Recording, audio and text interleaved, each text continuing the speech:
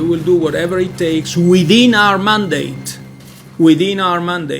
to preserve the euro.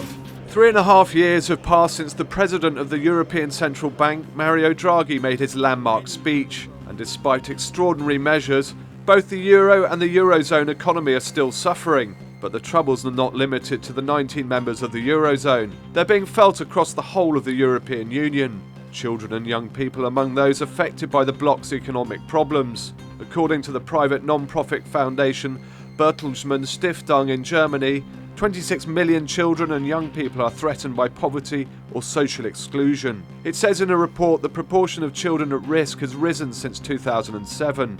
Younger generations are burdened by growing public debt in the EU. Also, investment in education and research is stagnating. Η κατάσταση στην Ελλάδα είναι δύσκολη. Οι εργαζόμενοι όσοι μπορούν και βρίσκουν δουλειά, γιατί οι άνεργοι είναι πάρα πολύ, μεγάλο ποσοστό και ειδικά στην νεολαία.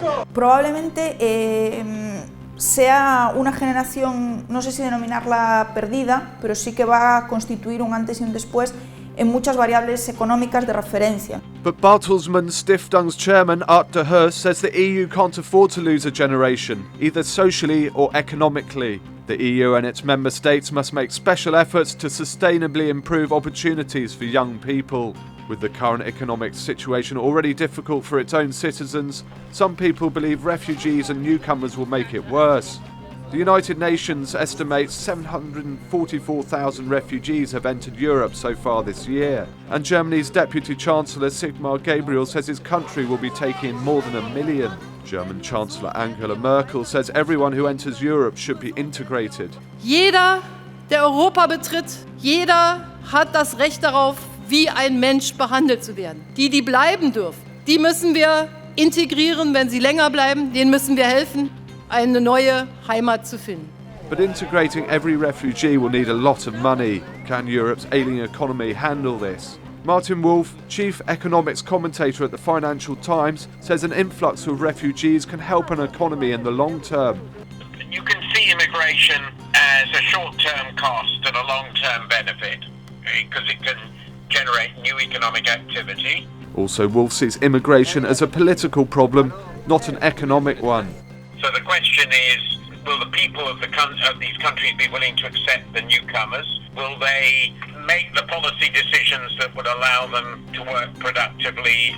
Will they be prepared to spend the money on new housing and so forth?